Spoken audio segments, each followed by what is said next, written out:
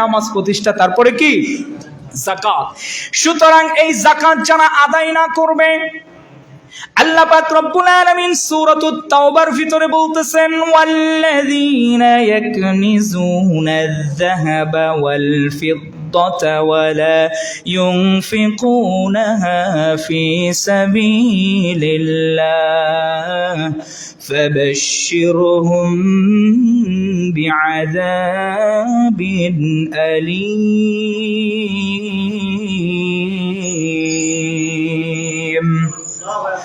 আল্লাহ পাক রব্বুল আলামিন বলেন, ওয়াল্লাযীনা ইয়াকনিজুনায যাহাবা ওয়াল ফিদ্দা, যারা স্বর্ণ এবং রূপা এবং সম্পদকে গুছিয়ে রাখে, গচ্ছিত রাখে, ওয়ালা ইউনফিকুনাহা ফি সাবিলিল্লাহ, আল্লাহর রাস্তায় খরচ করে না, অর্থাৎ দান করে না, সদকা করে না, যাকাত আদায় করে না, ফাবাশশিরহুম বিআযাবিন আলীম। আল্লাহ পাক রব্বুল আলামিন বলতেছে, তাদেরকে যন্ত্রণা পীড়াদায়ক শাস্তির সুসংবাদ শোনায় দাও। আল্লাহ পাক এখানে ব্যঙ্গ করে বলতেছে, শাস্তির সুসংবাদ ওইগুলারে শোনায় দাও। শাস্তির সুসংবাদ, জাকাত দেওয়ার কথা বললে টিটকারি করে না, আল্লাহ ওদের সাথে টিটকারি করতেছে, ওদেরকে শাস্তির সুসংবাদ শোনায় দাও।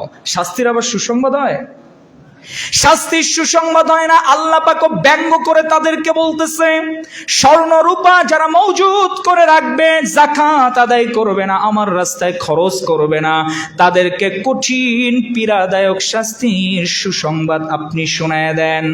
এরপরে আয়াতে সূরাতুত তাওবার ভিতরে মালিক বলতেছে, ইয়াউমা ইউহমা আলাইহা ফি নারি জাহান্নাম ফাতুকওয়া বিহা জিবাহুহুম وجنوبهم وظهورهم هذا ما كنزتم لأنفسكم فذوقوا ما كنتم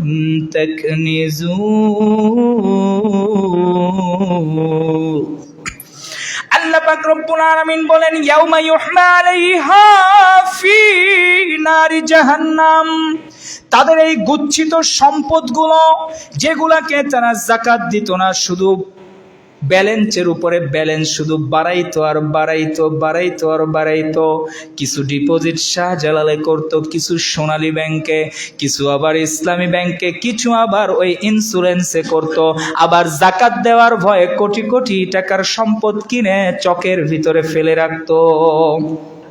ইয়াউমা ইউহমা আলাইহা ফি নারি জাহান্নাম, আল্লাহ পাক বলে এই সম্পদগুলোকে একত্রিত করা হবে, একত্রিত করে এই সম্পদগুলোকে জাহান্নামের আগুনে পোড়ানো হবে, পুড়িয়ে পুড়িয়ে পুড়িয়ে পুড়িয়ে এই সম্পদগুলো দিয়ে আঙ্কারা বানানো হবে।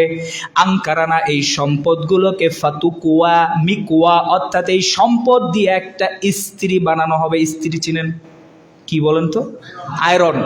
এই সম্পদগুলো দিয়ে আয়রন বানানো হবে। আল্লাহ পাক আয়রনের কথাই বললেন কোরআনের ভিতরে, ফাতুকওয়া মিকওয়া, আরবিতে মিকওয়া মানে আয়রন, ইস্ত্রি। আল্লাহ পাক বললেন এই সম্পদগুলো জাহান্নামের আগুন দিয়ে পোড়ানো হবে, পোড়ায় এই সম্পদ দিয়ে একটা আয়রন তৈরি করা হবে। ওই আয়রনটা কিন্তু ওই বারৈখালী বাজারের এই আয়রন না। জাহান্নামীদের বসার স্থান হবে 300 কিলোমিটার, এক একটা দাঁত হবে উহুদ পাহাড়ের মতো, যাদের শরীরটা এত বড় হবে, ওই শরীরে সেক দেওয়ার জন্য আয়রনটাও কত বড় তৈরি করা হবে, ঠিক কিনা? একটা আয়রন তৈরি করা হবে, ইস্ত্রি। এই আয়রন দিয়ে ফাতুকুয়া বিহা জিবাহুহুম, তাদের কপালে ছেক দেওয়া হবে। কপালের কথা আল্লাহ পাক প্রথমে কেন বললেন? কারণ যাকাতের কথা বললেই কপালটা কুচকায় দেয়, দেয় কিনা? প্রথমে কপালটা কুচকায় দেয়। আল্লাহ বললেন ফাতুকুয়া বিহা জিবাহুহুম, তাদের কপালের উপরে সেক দেওয়া হবে। এটা কোনো গল্প নয়, এটা কিন্তু ওই ঠাকুরমার ঝুলির কোনো গল্প আমি বলতেছি না, আল্লাহর কোরআন থেকে বলতেছি, ঠিক কিনা? এই দিন একদিন আসবেই আসবে। সুতরাং আজকে যারা আমরা যাকাত আদায় করছি না, না, তারা একটু দুনিয়ার আয়রন দিয়ে সেক নিয়ে প্র্যাকটিস করে দেখার দরকার আছে না নাই? দুনিয়ার আয়রন দিয়ে একটু প্র্যাকটিস করে দেখেন। 5 মিনিট আয়রন হিট হওয়ার পরে 5 মিনিট ফ্যানের নিচে রাইখা এরপরে পারলে একটু ধইরেন কিরকম ক্ষমতা আপনার আছে। খালি মানুষের লগে রাস্তাঘাটে ক্ষমতা দেখায় বেড়ান, জাহান্নামে আপনার লগে যে কি ক্ষমতা দেখানো হবে ওটারও একটু ট্রেনিং দুনিয়াতে দিয়েই যাইয়েন। প্রথমে এই কপালে ছেক দেওয়া হবে আয়রন দিয়ে জাহান্নামের ভিতরে।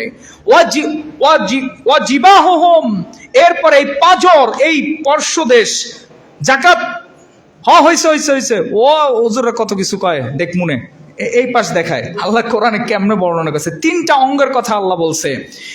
1 নম্বরে কপাল, 2 নম্বরে এই পাজর, 3 নম্বরে পিঠ। ও জুহুরুহুম, পার্শ্বদেশ দেখাই দিয়ে অনেকে দরজা খোলে কি জন্য আসছেন? জাকাত আদায়ের জন্য।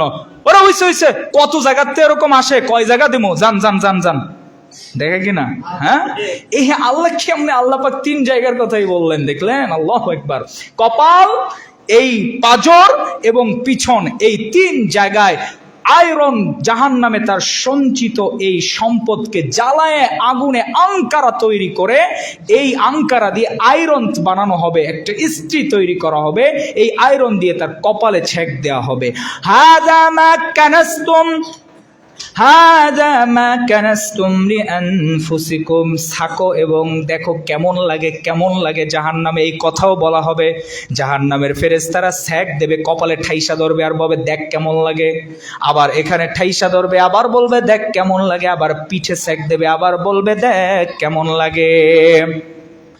সহিহ বুখারীর ভিতরে নবীজি সাল্লাল্লাহু আলাইহি ওয়াসাল্লাম বলেন, আল্লাহ পাক রব্বুল আলামিন যাকে মাল সম্পদ দান করেছে এবং সেই সম্পদ যে যাকাত আদায় না করলো, যাকাত দিল না, আল্লাহর রাস্তায় খরচ করলো না, অর্থাৎ তার 1 লক্ষ টাকা হিসাব করলে তার যাকাত আসে, প্রতি বছর 1 লক্ষ টাকা তার যাকাত আসে। যদি পাই টু পাই হিসাব করে 30,000 টাকার শাড়ি লুঙ্গি কিনা গরিবদেরকে কোনো লোক লমসম বুঝাই দিয়া বাকি 70,000 তার পকেটে ঢুকায় রাখে, আছে না নাই?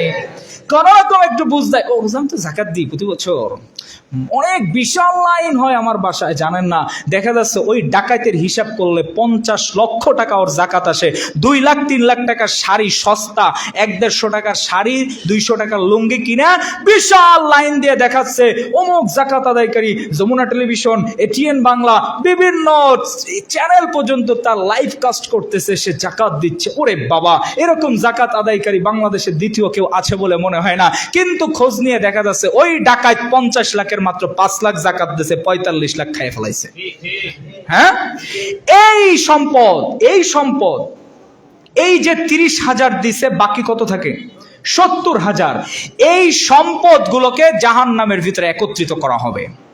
একত্রিত করে নবীজি সাল্লাল্লাহু আলাইহি সাল্লাম, সহিহ বুখারীর হাদিস, এই সম্পদ দিয়ে বিশাল বড় একটা টেকো সাপ বানানো হবে। টেকো সাপ, অজাগর সাপ।